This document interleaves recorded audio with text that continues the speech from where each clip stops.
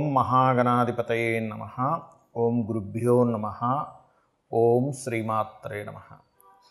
పరమేశ్వర స్వరూపమైనటువంటి జ్యోతిష, వాస్తు మరియు ఇతర అనేకమైనటువంటి శాస్త్రములను మనకు అందించినటువంటి మహర్షులకి నమస్కారం. హయగ్రీవ హయగ్రీవ హయగ్రీవేతి యో వదేత్ తస్య నిస్సరతే వాణి జహ్నుకన్యా ప్రవాహవత్. అరుణాం కరుణాతరంగితాక్షీం ధృతపాశాంకుశపుష్పబాణచాపాం అనిమాదిభిరావృతాం మయూకైః అహమిత్యేవ విభావయే భవానీం. శ్రీమాత్రే నమః. ఓం పితృదేవతాభ్యో నమః. మనం ఈరోజు చెప్పుకోబోయేటువంటి టాపిక్ ఏమిటి అంటే 12 లగ్నాల వారు ఏ విషయాల పట్ల జాగ్రత్త వహించాలి, ఏ ఉపాసన చేసుకోవాలి, ఏ విషయాల వల్ల వీళ్ళకి కలిసి వచ్చే ఆస్కారం అధికంగా ఉంది అనే విషయాలు మనం ఇప్పుడు తెలుసుకుందాం. ఒకవేళ లగ్నం తెలియలేదు మీకు, రాశి చూసుకోవచ్చు. అంటే మేషరాశి, మాది మేషరాశిలో అశ్విని, భరణి, కృత్తిక, ఒకటో పాదం కూడా ఇదే వర్తిస్తుంది అంటే ఇదే వర్తిస్తుంది. అయితే ఫస్ట్ ప్రిఫరెన్స్ లగ్నానికి ఇవ్వండి, సెకండ్ ప్రిఫరెన్స్ రాశికి ఇవ్వండి లగ్నం తెలియని పక్షంలో. బికాజ్ ఆఫ్ మనిషి యొక్క మనస్సు కాబట్టి సెకండ్ ప్రిఫరెన్స్ దానికి ఇవ్వచ్చు, అందులో ఎటువంటి దోషం లేదు. అయితే దీనికి సంబంధించినటువంటిది ఇది మీరు పలానా లగ్నంలో లేదా రాశిలో పుట్టినందుకు ఇవి చెప్తున్నా. బట్ మీ పర్సనల్ చార్ట్ బట్టి కొన్ని కండిషన్స్ ఉంటాయి, అది నేను మీకు వీడియో ఆఖరిలో చెప్తాను. వీడియో ఆఖరి వరకు చూసినట్లయితే మీకు పరిపూర్ణంగా తెలుస్తుంది. ఇప్పుడు ఒక్కొక్క లగ్నం గురించి మనం తెలుసుకుందాం. కుంభ లగ్నము, కుంభరాశి. కుంభ లగ్నంలో జన్మించారు, యాజ్ ఇట్ ఈజ్గా మీరు నేను చెప్పిన ఫాలో అవ్వచ్చు. లేదండి లగ్నం తెలియదు అప్పుడు ఏం చేయాలి అంటే రాశి చూసుకోండి. ఆ రాశిలో కూడా కుంభరాశిలో ఉండే నక్షత్రాలు కనుక చూసుకున్నట్లయితే ధనిష్ట 3-4 పాదాలు, శతభిష నక్షత్రము, అదేవిధంగా పూర్వభాద్ర నక్షత్రం 3 పాదాలు ఉంటాయి.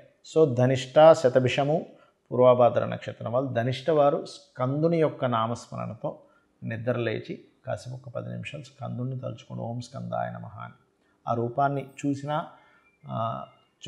దర్శనమాత్రేన స్కందుడు మనకి తన యొక్క శక్తిని మనకు అందిస్తాడు అని చెప్పి శాస్త్రాల్లో ఉన్నటువంటి అంశం. అదేవిధంగా శతభిష నక్షత్రంలో జన్మించారు మీరు, అప్పుడు దుర్గా అమ్మవారిని తలుచుకొని నిద్రలేవండి. అప్పుడు ఏమవుతుందంటే అనవసరమైనటువంటి భయాలు, శతభిష నక్షత్రంలో జన్మించిన వాళ్ళని చూస్తే వాళ్ళు పెట్స్ని చూసినా, పురుగుల్ని చూసినా, పక్షుల్ని చూసినా కొంచెం భయపడుతూ కూడా ఉంటారు.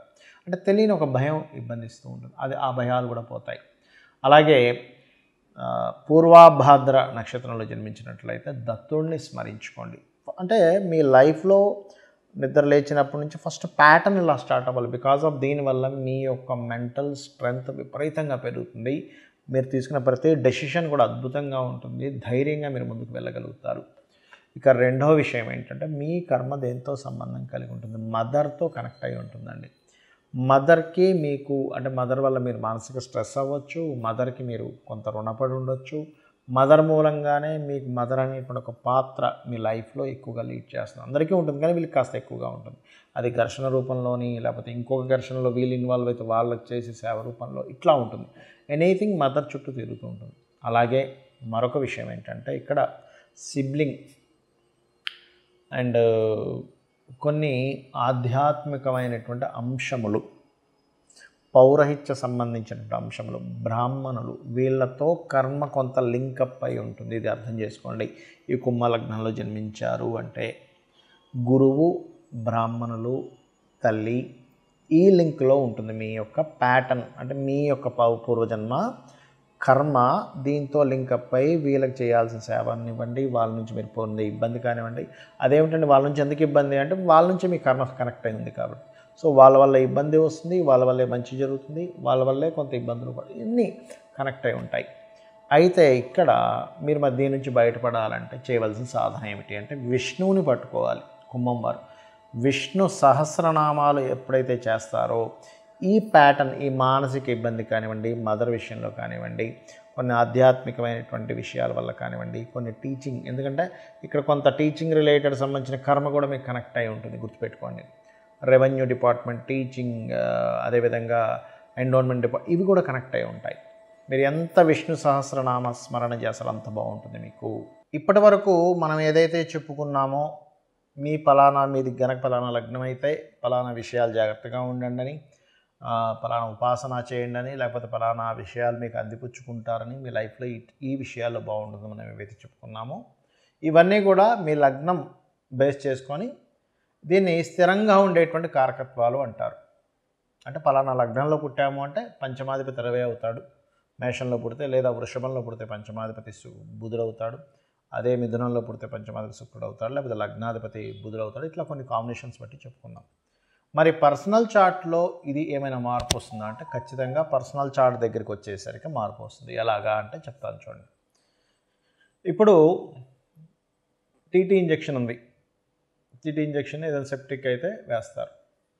ఇప్పుడు ఆ ఇంజెక్షన్ అందరికీ పడదు. కొంతమందికి టెస్ట్ చేస్తారు, మీరు కొంచెంసేపు కూర్చోండి. ఎందుకండి అది అందరికీ వాడడానికే కదా అంటే కొంతమందికి స్పెసిఫిక్గా కొన్ని పడవు. కొన్ని ఫుడ్స్ కావచ్చు, కొన్ని మెడిసిన్స్ కావచ్చు, కొన్ని వాతావరణాలు కావచ్చు, కొంత నీరు కూడా. ఒక్కోసారి చూడండి, నేను వేరే దగ్గరికి వెళ్ళానండి, అక్కడ వాటర్ నాకు పడలేదండి అంటాం, అక్కడ గాలి నాకు పడలేదండి అంటాం, ఆ ఫుడ్ నాకు పడలేదండి అంటాం. ఎందుకంటామండి? మరి మిగతా 100 మంది బాగానే ఉన్నారుగా, నీకు ఒక్కడికి ఎందుకు ఇలా అయిందంటే బికాజ్ ఆఫ్ ఎవరి శరీర తత్వాన్ని బట్టి వారికి ఎలా అయితే కొన్ని విషయాలు బాగా పడతాయి, కొంతమందికి బాగా పడవు. అదేవిధంగా సబ్జెక్ట్స్ కూడా చూడండి, 40 మంది పిల్లల్ని కూర్చోబెట్టి టీచర్ చెప్తా, అందులో ఒకరికి అద్భుతంగా అర్థమవుతుంది, కొంతమందికి అసలు సబ్జెక్ట్ అర్థం కాదు. ఎందుకు?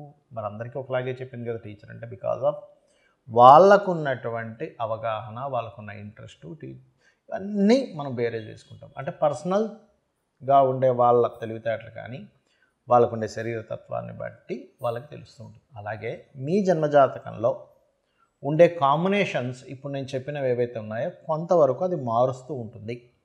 అంటే ఉదాహరణకి నేను మీకు మేషలగ్నం వారికి అప్పుల విషయంలోనే మెయిన్గా జాగ్రత్తగా ఉండాలని చెప్పాను.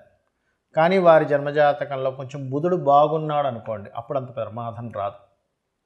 లేదా బుధుడు ఇంకా పాడైపోయాడు ఉదాహరణకి, అప్పుడు ఇంకా ఎక్కువ ప్రభావం వస్తుంది. సో ఇలాంటివి చూసుకోవాలి. అంటే ఏమిటి?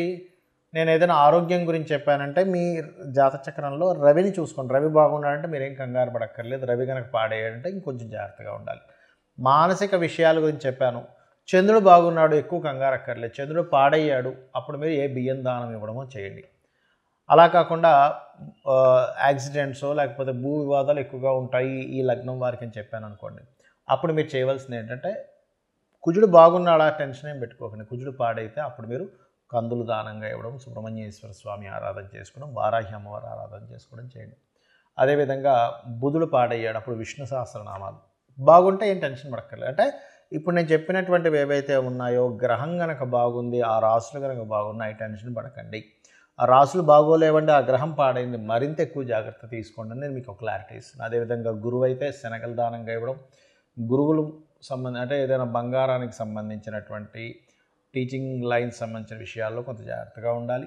శుక్రుడైతే వివాహ సంబంధించిన విషయాల్లోని, శని భగవానుడైతే మీరు చేసే జాబ్ రిలేటెడ్ సంబంధించిన విషయాల్లోని, హెల్త్ విషయాల్లోని, రాహు అయితే విదేశాలకు వెళ్ళి అక్కడ ఉండేటువంటి విషయాల్లోని, కేతు అయితే కొంత ఆధ్యాత్మికత లేదా కొంత వైరాగ్య సంబంధించిన కొంతమందికి వస్తుంటుంది.